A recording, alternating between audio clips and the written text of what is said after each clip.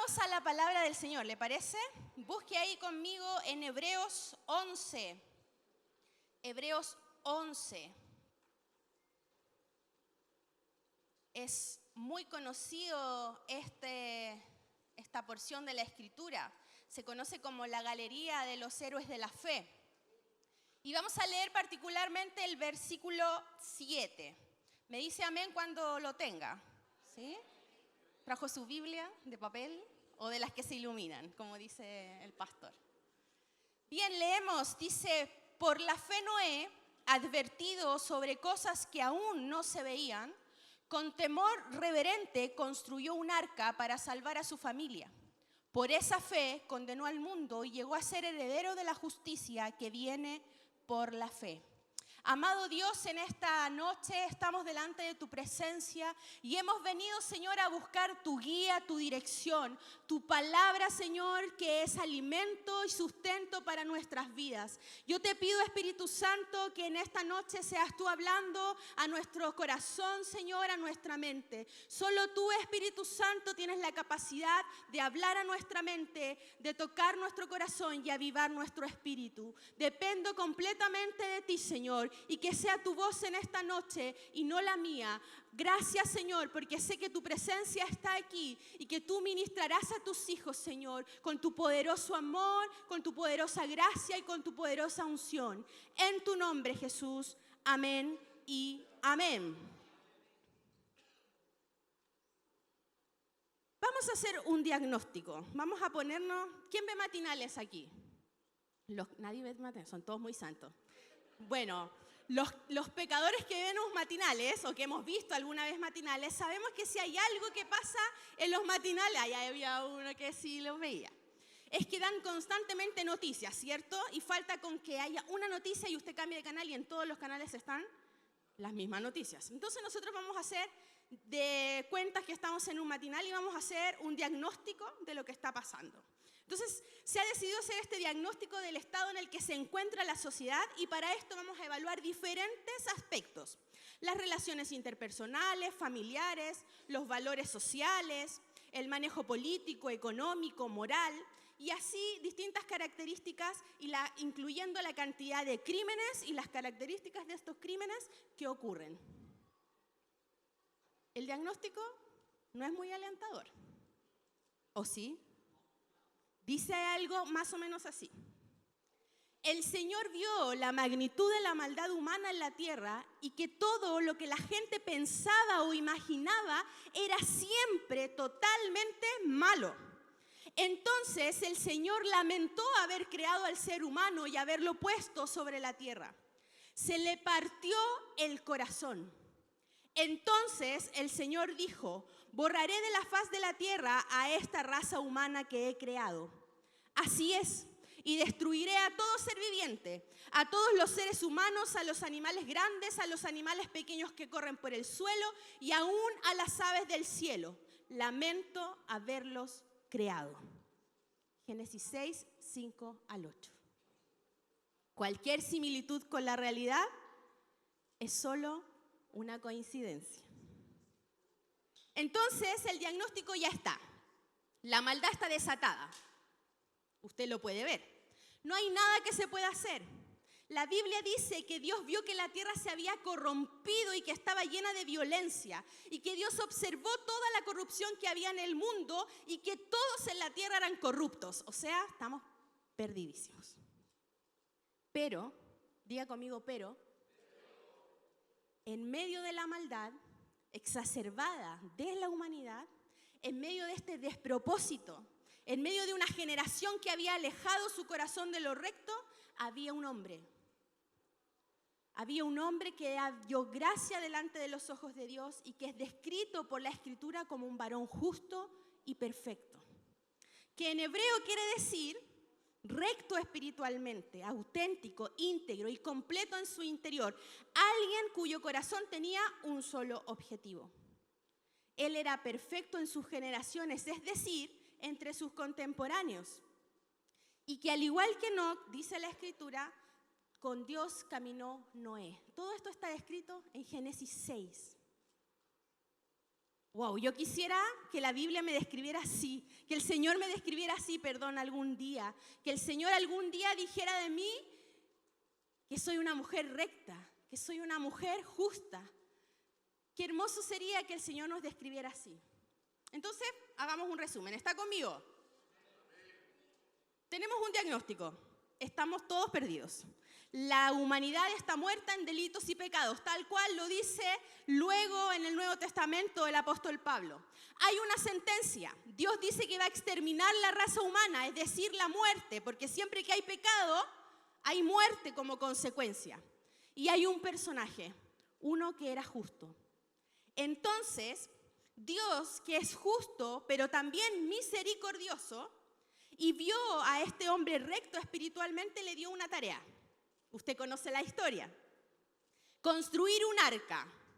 No un bote, no un botecito, un arca, ¿sí? Esta arca que construyó Noé se puede comparar con el barco más conocido, que no es el Titanic, el barco grande construido más conocido, que se llama Great Western, o con la mitad del tamaño de la Catedral de San Paul en Londres, que es enorme. Hubo un hombre en algún momento en Holanda que se dio la tarea de replicar el arca, tal cual las dimensiones que aparecen en la Biblia. ¿Sabe cuánto se demoró? 20 años. Y gastó 1.6 millones de dólares en esa construcción. Ahora, Noé, nosotros sabemos que construyó el arca. Vino el diluvio, se salvó él y su familia y toda la historia de la humanidad continuó. Así que ahora usted puede respirar. Respire conmigo. Lo logramos. Sobrevivimos. Ahora, toda esta introducción es porque no es un hombre que para mí, junto a Nehemías, suenan fuerte cuando pienso en la palabra convicción. Y así se llama este mensaje, convicciones. Convicción, por definición, es la seguridad que tiene una persona de la verdad o certeza de lo que piensa o siente.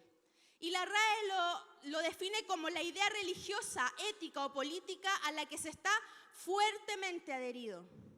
En hebreo, convicción es hipóstasis. Y en el contexto bíblico de hebreo se traduce como certeza, firmeza. Convicción, aunque literalmente significa fundamento o soporte, lo que sostiene desde abajo, es decir, lo que permanece cuando todo tiembla, cuando todo se mueve, esto permanece. Noé entonces es un ejemplo de convicción y hoy más que nunca en un mundo que no dicta mucho del contexto del patriarca Noé, se necesitan hombres y mujeres que sean movidos no por la emoción del momento, no por la volatilidad de los sentimientos y no por teologías de moda, sino que por convicciones sustentadas y fundamentadas no en ideas propias o en palabrerías extraídas de predicaciones o de profetas de turno, sino que en la palabra del Dios vivo.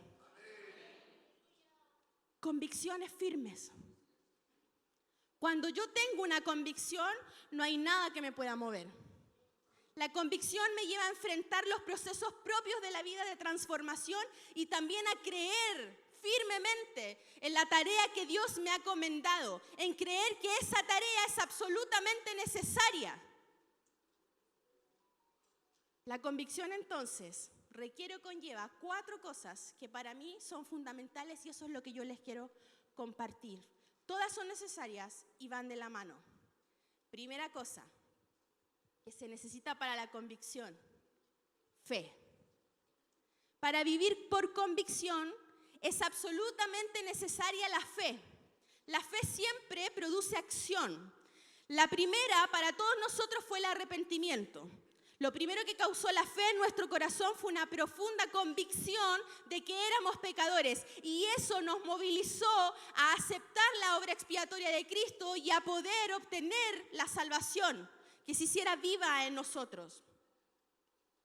Por lo tanto, la fe siempre produce movimiento. Fue nuestro eslogan por mucho tiempo, ¿cierto? Fe en movimiento.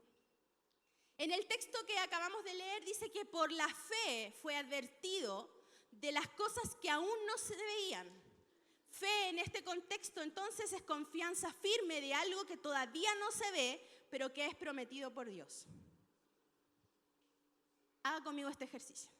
Estamos en contexto matinal.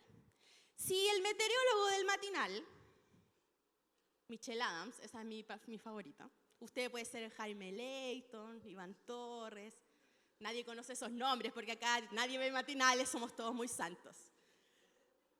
Si alguno de estos meteorólogos dice que mañana llueve, yo por lo menos me llevo una chaquetita por si acaso o meto este paraguas chiquitito que tenemos todos en la mochila.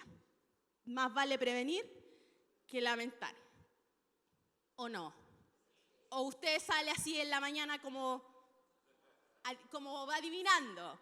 Todos vemos más o menos en el celular o en las noticias de la mañana, más o menos cómo va a estar el clima para saber cómo nos vestimos, ¿cierto? Sobre todo en las estaciones intermedias. Pero cuando Noé anunció un diluvio, todos se miraron con cara de ¿qué rayos está hablando este trastornado? ¿Qué es un diluvio? Vaya conmigo a Génesis 2:6. Dice así: sino que subía de la tierra un vapor, el cual regaba toda la faz de la tierra. Antes del diluvio, que está en el capítulo 6 al 9 de Génesis, la tierra estaba posiblemente rodeada de un firmamento o una bóveda de agua. Así decía mi profe de Pentateuco. Una bóveda de agua. Creaba un efecto invernadero en el clima de la tierra, un efecto invernadero positivo. Y esta era la manera en la que todo se sostenía y que se regaba. Por lo tanto, estas habrían sido las aguas que Dios liberó cuando causó el diluvio. Parece que antes del diluvio, entonces, el rocío y un amplio suministro de agua eran suficientes para mantener regada la creación. Hermanos míos, la lluvia no existía como tal. Por lo tanto, cuando un loco se paró a construir un bote y decía, Noé, ¿qué estás haciendo? ¿Por qué estás haciendo eso? Es que viene un diluvio. ¿De dónde viene un diluvio? No existía. Por lo tanto, este hombre estaba preparando una embarcación para salvarse de algo que hasta ese momento jamás había sucedido. Eso es fe. Segunda cosa que se requiere para tener convicciones: paciencia. En nuestra concepción cronológica de la Biblia, creemos que entre que Dios le habló a Noé construyó el arca y el diluvio sucedió, pasó el tiempo que nos demoramos en leer Génesis de 6, 7 y 8. Pero no es así. Algo así como que Noé construye el arca, la pidió por Mercado Libre. ¿Sí? ¿Aló? Mercado Libre. Y llegó el arca, construida. La tuvo que armar por piezas. No. La construcción del arca comenzó cuando Noé tenía 480 años. Era un muchacho, un joven. En ese momento Noé ni siquiera tenía hijos. Eso vino 20 años después. Y la construcción del arca duró la pequeña cantidad de 120 años. Paciencia, así como Dios tiene paciencia con los hombres. Noé entonces tenía fe, estamos claros, ¿cierto? Empezó a construir algo para lo que nadie sabía para qué iba a servir. Pero además Noé tuvo que levantarse 43.800 días a construir lo que Dios le había pedido. Es decir, tenía fe, pero también tenía paciencia, convicciones. 43.800 días la convicción de Noé estuvo. Esta convicción que tiene fe, pero que genera una acción, debe acompañarse entonces de paciencia. ¿Paciencia para qué? Paciencia para cuando nuestra mente nos empieza a bombardear pensamientos del tipo: es que ha pasado tanto tiempo y aún no veo nada de lo que Dios me prometió. Paciencia. Pero ¿cuánto más tengo que soportar? Ya he hecho todo lo que me han pedido y aún no pasa nada. Hice el discipulado, fui al instituto bíblico, me congrego, hago todo y aún no pasa nada. Paciencia. Pero Señor, ¿cuándo voy a lograr vencer finalmente este pecado que me atormenta? Paciencia. Es que las cosas no se están haciendo como deberían. Nadie me ha venido a preguntar, pastor, nunca me ha venido a pedir mi consejo para decir cómo se debería hacer la iglesia. Paciencia. Señor, ¿cuándo vas a abrir esa puerta que tanto he estado golpeando? Paciencia. Dios, es que yo he hecho mi parte, pero parece que tú te quedaste dormido. Paciencia. Sin fe, sin convicción y sin paciencia, Noé se hubiera agotado como nos pasa a nosotros a veces en el día 3, 5 o en el 20. Porque las cosas no suceden en la dimensión de tiempo que nosotros esperamos. Dios no se mueve en nuestros tiempos. Por eso tenemos dos palabras distintas para mencionar el tiempo. El cronos, nuestro tiempo, y el kairos, el tiempo de Dios. Porque Dios tiene una característica. Él es eterno. Es decir, Él no está sujeto ni al tiempo ni al espacio. Por lo tanto, en esta eternidad todo funciona armoniosamente, pero nosotros somos los que queremos ya, y estamos acostumbrados porque estamos en una sociedad de consumo, donde todo tiene que ser rápido, donde yo vengo al altar, oro, digo, Señor, me entrego y mañana ya estoy en Tumbuctú siendo misionero. Y no funciona de esa manera. Pero también Noé tuvo que tener paciencia con los que no comprendían. 43.800 días se burlaron de Noé. Lo creyeron loco, probablemente hubo palabras de rechazo. Su comunidad pensó que se había trastornado o que se creía especial. Claro, a él, a Noé el justo, Dios le dio una palabra. Claro, a él, a Noé el perfecto, Dios le habló y por eso él está haciendo esto. Igual que en los días de Noé, hoy están los jueces de la espiritualidad. Los que catalogan esto es espiritual, esto no es espiritual. Cuidado. Los fariseos dijeron que Jesús echaba fuera demonios en el nombre de Belcebú. Cuidado. Cuando hay una palabra de parte de Dios, la fe se acciona y estás pacientemente en el proceso. Y se van a levantar muchas voces externas que quieran confundirte y hacerte dudar. Pero cuando estamos sustentados en las promesas de Dios para nuestras vidas, no hay palabra de hombre que hable más fuerte que la palabra de Dios. Solo ten paciencia, porque Dios siempre cumple. Aleluya.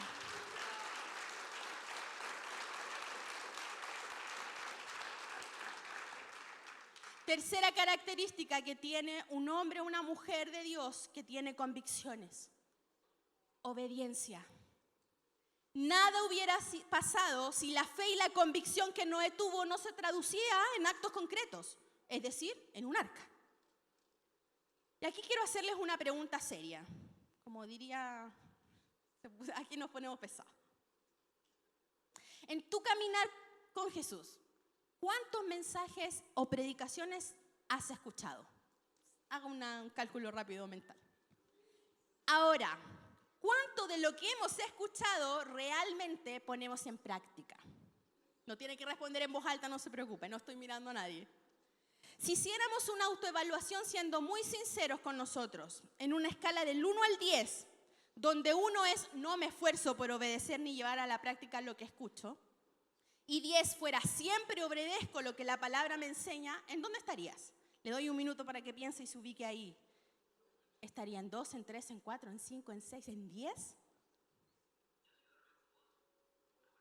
Santiago 1:25 dice, pero quien se fija atentamente en la ley perfecta que da libertad y persevera en ella, no olvidando lo que ha oído, sino haciéndolo, recibirá bendición al practicarla. Santiago 1:25. Cuando solo oímos, pero no obedecemos, nos volvemos inefectivos en lo que Dios quiere hacer con nosotros. Ya dijimos que la fe se traduce en acciones, pero esto requiere de obediencia. Podemos saber lo que Dios quiere y aún así no hacerlo. Todos podemos recibir una palabra de Dios, porque Dios siempre habla. Está la revelación completa de Dios y Dios siempre nos da palabra. La diferencia entonces está o la hace en la obediencia y por lo tanto en el valor que se le da a esa palabra entregada por Dios. Hubo un hombre que grafica esto en la Escritura, es la historia de Esaú y Jacob. Esaú tenía por derecho la primogenitura, es decir, tenía una palabra de Dios sobre su vida, pongámoslo en esos términos. Sin embargo, la desestimó y fácilmente la dejó.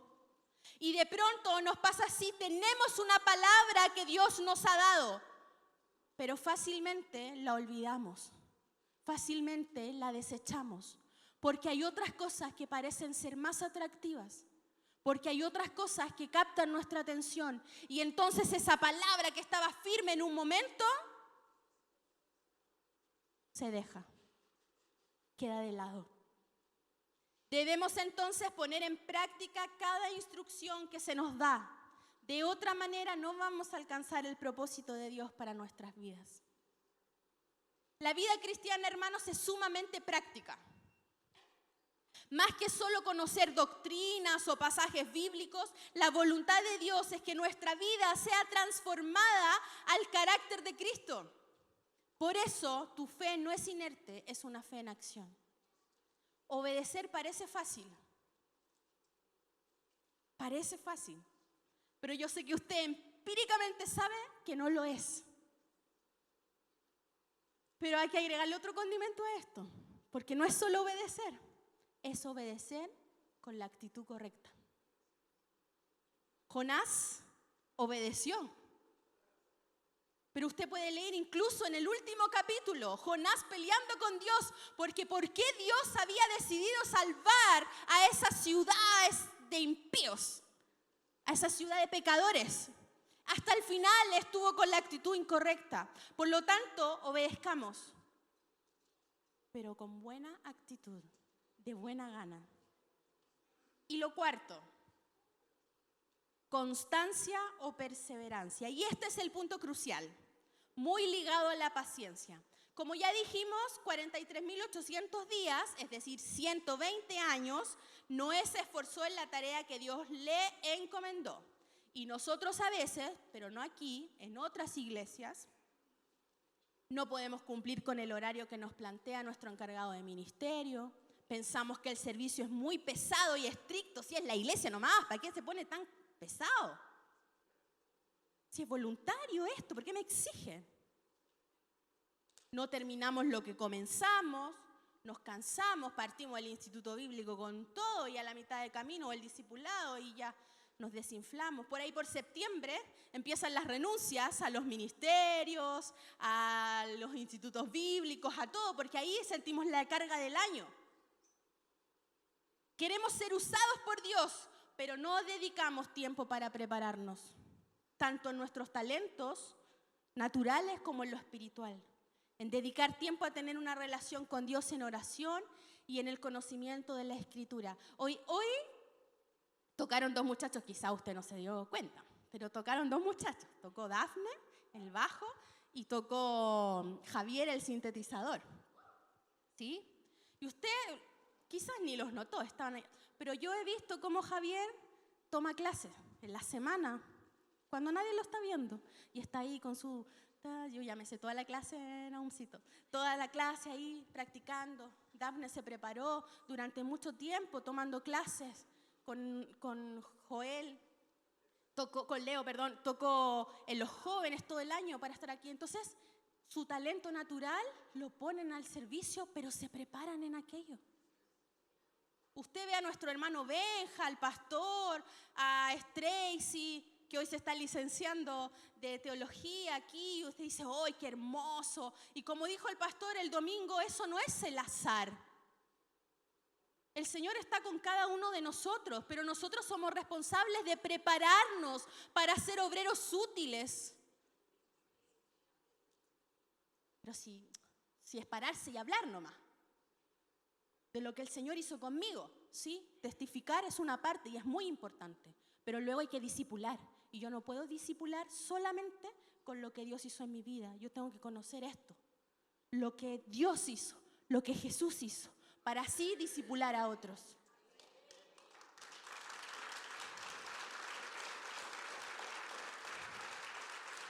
Entonces hay que dedicar tiempo a tener una relación con Dios. Pablo nos plantea un ejemplo en su propia vida de constancia. En Filipenses 3 dice, no es que yo lo haya conseguido todo o que ya sea perfecto. Estamos frente a un Pablo en el ocaso de su vida. Sin embargo, sigo adelante esperando alcanzar aquello para lo cual Cristo Jesús me alcanzó a mí. Hermanos, no pienso que yo mismo lo haya logrado ya, más bien una cosa hago, olvidando lo que queda atrás y esforzándome por alcanzar lo que está delante. Sigo avanzando hacia la meta para ganar el premio que Dios ofrece mediante su llamamiento celestial en Cristo Jesús. Pablo, con todo lo que había vivido, con todo lo que había hecho para Dios, aún dice que está en la carrera. Porque el discípulo que cree que ya llegó al final, está muerto.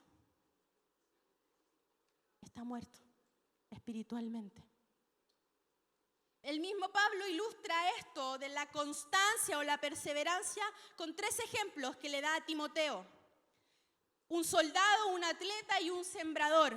Cada uno grafica la verdad de la constancia en distintas áreas. El soldado es constancia en el sufrimiento, a fin de agradar a su superior. El soldado no pone en duda la orden que le dan. ¿Usted ha visto alguna película de soldados? Solo se me viene a mi mente en este momento el rescatando al soldado Ryan, ¿cierto? Pero todos sabemos que todos fueron a rescatar al soldado Ryan. Ninguno empezó, pero ¿por qué yo tengo que ir a rescatarlo si yo no lo conozco? Yo no sé ni quién es, ¿no? Se dio la orden y la orden se ejecutó. El soldado solo obedece. Y sufrieron para rescatar al soldado Ryan. Sufrieron. Perdóneme que haga estos ejemplos tan poco ortodoxos, pero es para que lo entendamos en nuestra mente. Después está el atleta. El atleta es constancia en la disciplina, porque los deportes tienen reglas. Y los atletas deben cumplir estas reglas para ganar. Si no, pueden ser descalificados. Y finalmente el sembrador. Es constancia en el trabajo duro, porque se obtiene el fruto cuando antes se ha sembrado, ¿cierto? Nadie puede cosechar sin antes haber sembrado. Yo puedo ir a mi jardín imaginario, porque vivo en departamento, puedo ir a mi jardín todos los días a ver si aparece un tomate. Pero eso no va a pasar porque sí. Eso solo sucede cuando yo he sembrado, he regado y he trabajado para que eso dé un fruto. Vimos una serie en Netflix de los... También vemos series, perdón. Un documental ahí para que sea más elevado, ¿sí? Vimos un documental, quizá usted lo vio, lo pasó por alto, de los velocistas de los Juegos Olímpicos, ¿sí? Y vimos ahí la preparación que tiene un velocista. Un velocista corre carreras que duran 10 segundos. ¿Sí? Los 100 metros aproximadamente, 10 segundos se demoran esos deportistas. Nosotros nos demoraríamos 30, 40, por ahí. Pero se preparan integralmente. Uno dice, ya el velocista todos los días corre. No solo corre. Va al gimnasio, hace ejercicios de fuerza, se alimenta con una dieta estricta, duerme la cantidad de horas necesarias. Es decir, toda su vida gira en torno a la formación para esos 10 segundos. Y los que compiten entre Juegos Olímpicos, entre medio tienen otras competencias, pero son 4 años que esperan. 4 años de sacrificio, 4 años de preparación, 4 años de levantarse todos los días a la misma hora para ir a entrenar, 4 años de comer saludable, 4 años de disciplina. Pero nosotros, ya Señor, si con tu gracia basta, vamos.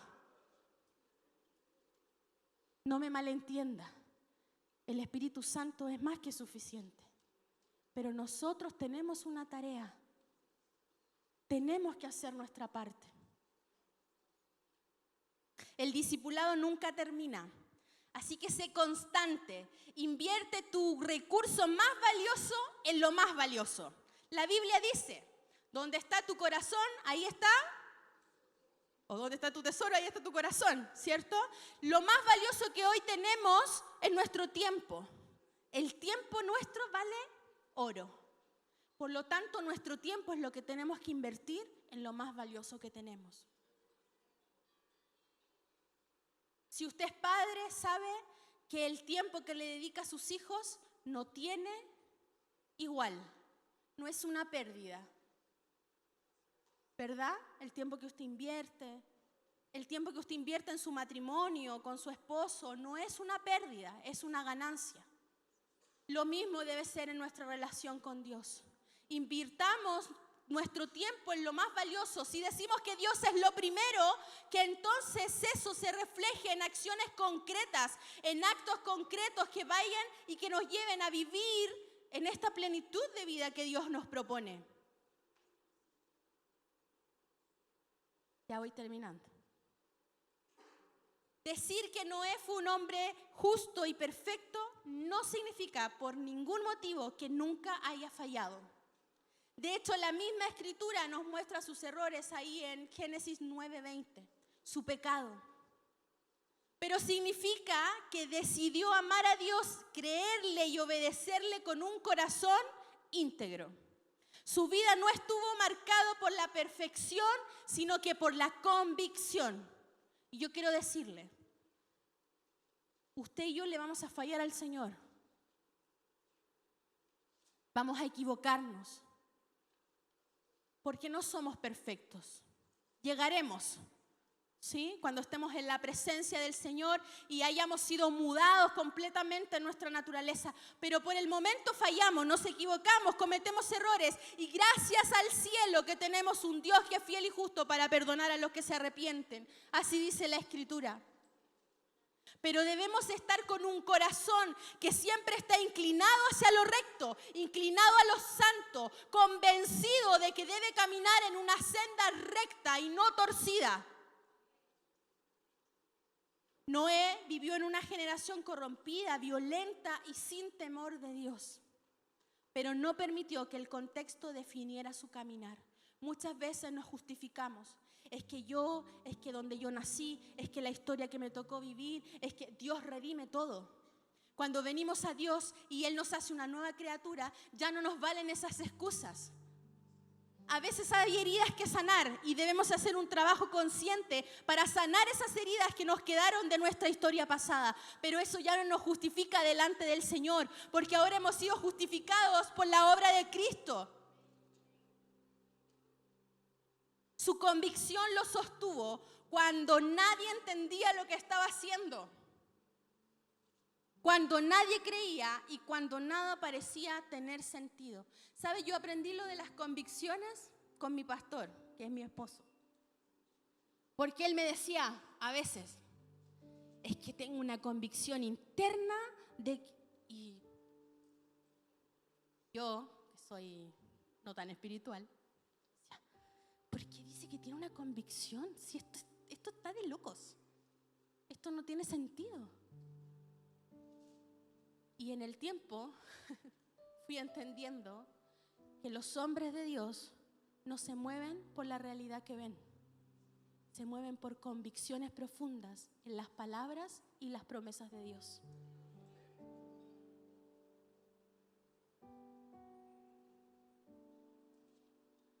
Caminó por fe durante toda una vida y esa fe se expresó en paciencia, en obediencia y en constancia. Hoy nuestra generación, al igual que la de Noé, necesita hombres y mujeres con convicciones firmes, que no negocian su fe según el ambiente, ni se dejan guiar solo por las emociones. Las emociones también nos movilizan, pero luego vienen las decisiones, que es algo que Dios nos ha venido hablando durante toda esta primera parte del año. Así que cuando Dios está hablando reiteradamente por distintos medios y por distintas vías una misma verdad, hay que prestar atención.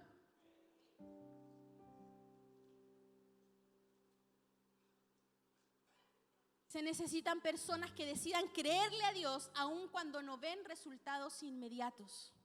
Que obedezcan incluso cuando nadie más lo hace. Y que perseveran sin abandonar el llamado. Mire, sería fácil que nosotros nos moviéramos con todos los vientos de doctrina que hoy hay. Sería fácil, quizás estaría esta iglesia más llena, pero tenemos una convicción plena de la palabra de Dios y de enseñar solo lo que aquí está escrito. Y eso puede que nos haga a un lado, no nos haga una iglesia atractiva socialmente para estar entre las élites. Pero la convicción que hay en el corazón de nuestros pastores de determinarse a mantenernos firmes en la escritura y en la sana doctrina no tiene precio. Hoy no somos llamados a construir un arca de madera, pero sí a edificar una vida que glorifique a Dios en nuestra familia, en nuestro trabajo, en nuestra comunidad de fe y en nuestra relación diaria con el Señor. La transformación espiritual no ocurre de un día para otro, ya lo sabemos. Nuestro pastor siempre nos enseña que esto es un proceso. La transformación entonces es un proceso continuo, pero que exige convicción profunda y por tanto compromiso diario. Las convicciones entonces verdaderas no dependen del ánimo, de la presión social ni de las modas espirituales. Nacen en Dios y se afirman en su palabra. Son las convicciones las que nos permiten seguir creyendo cuando todo parece absurdo, cuando obedecer cuesta, cuando esperar el tiempo se alarga y a perseverar cuando las fuerzas flaquean. Porque no sé si a usted le pasa, pero a mí me pasa. De pronto obedecer es difícil y de pronto parece que todos van más rápido que nosotros y todos nos pasan por el lado y todos avanzan más. Pero no te compares. Tu tiempo no es igual que el de tu hermano. Lo importante es avanzar. Yo siempre le digo esto a los jóvenes. Lo importante no es ir rápido, lo importante es avanzar. Lo importante es que cuando tú miras, no estés en el mismo punto, hayas avanzado, aunque haya sido un paso, porque ese pequeño paso es la obra transformadora del Espíritu Santo en tu vida. Tal vez te habló Dios hace años y el tiempo pasó y nada parece haber cambiado. Tal vez comenzaste con fe, pero la espera te desgastó. Tal vez sabes exactamente lo que Dios quiere que hagas, pero aún no has obedecido del todo. O tal vez lo que necesitas es que Dios vuelva a afirmar en tu corazón convicciones que se han ido diluyendo por la presión del entorno. Hoy el Señor nos llama a volver a convicciones profundas, a una fe que actúa, a una paciencia que persevera, a una obediencia sincera y a una constancia que no abandona el proceso. Hoy entonces el llamado es claro: examinar nuestras convicciones, afirmar nuestra fe en la palabra de Dios y vivir una fe práctica que glorifique a Cristo en cada área de nuestra vida. Que podamos ser hallados fieles y plenamente convencidos de que Dios tiene poder para cumplir todo lo que ha prometido. Y que el que comenzó la buena obra la perfeccionará. ¿Puede ponerse de pie conmigo en esta noche?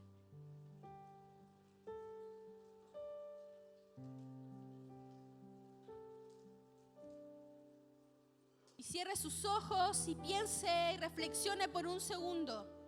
¿Qué es lo que tú, Espíritu Santo, has puesto en mi corazón? Esa idea que está ahí en tu mente, que el Señor está moviendo. Quizás en torno a la fe, quizás en torno a la paciencia, quizás en torno al trabajo, a la perseverancia, a la obediencia. Ten un tiempo para conversar con el Señor. Espíritu Santo, tú haces tu obra. Tú te mueves en medio nuestro, Señor, trayendo a nuestra mente y a nuestro corazón lo que tú quieres para nuestras vidas. Tú eres el Espíritu de verdad, Señor, y tú guías a tus hijos para que podamos, Señor, prosperar en todos nuestros caminos. Te necesitamos a ti. Necesitamos tu dirección, Señor. Y tú has sido claro en esta noche que podamos analizar cuáles son las convicciones que están movilizándonos. Cuáles son, Señor, esas convicciones profundas que están haciendo que nos acerquemos a tu propósito, o por el contrario, que cada vez estemos más lejos de lo que tú te has propuesto hacer en tu corazón con cada uno de nosotros. Espíritu Santo, yo quiero hacer lo que tú quieres que yo haga. No más, no menos. Yo quiero estar en el centro de tu voluntad, porque yo tengo convicciones profundas en mi corazón. Mis convicciones, Señor, son que yo veré un avivamiento en mi generación. Y en eso camino, en eso camino, en eso camino. No lo veo y parece que está lejano, pero yo camino en eso. Porque tu palabra, Señor, es más fuerte. Tu palabra habla más fuerte que las voces externas. Espíritu Santo, que podamos ser hombres y mujeres que caminen en fe, convencidos plenamente de que tú eres Dios y que tú siempre haces lo que dices que harás. Que tus promesas no están vacías y que no hemos creído en un Dios incapaz de cumplir. No, hemos creído en un Dios de promesas, pero hemos creído también en un Dios que cumple todo lo que dice. Lo he visto en mi vida, lo he visto en la vida de mis hermanos.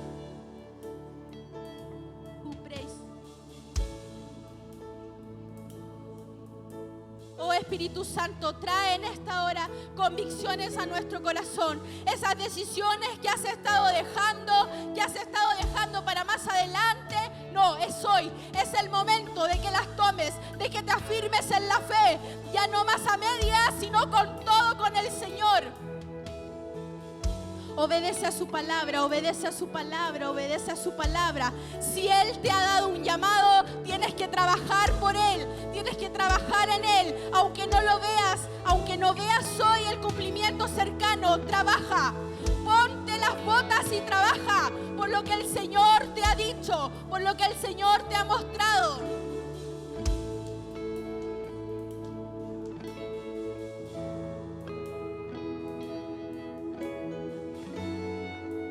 Mires para el lado. Esto no es con los demás, esto es contigo y Dios. Esto es tú y Dios, tú y Dios, tú y Dios. Lo que Él te ha dicho, lo que Él te ha dicho a ti, lo que Él te ha dicho a ti es lo que Él va a hacer. No mires a otro lado, no dejes que tus oídos se contaminen con las palabras de los que tienes a tu lado. Es lo que el Señor te ha dicho a ti, lo que Él va a hacer. Pero tienes que mantenerte firme, con una convicción profunda, como la de Noé, para alcanzar lo que el Señor te ha prometido.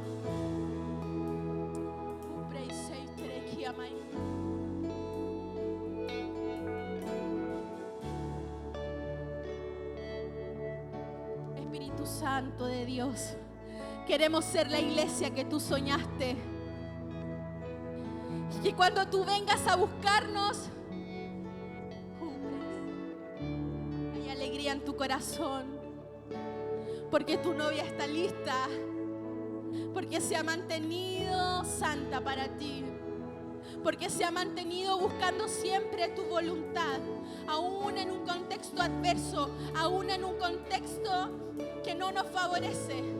Nos mantenemos firmes, firmes en la roca que es Cristo, firmes en sus principios, firmes en su palabra, creyendo que Él va a cumplir lo que ha prometido.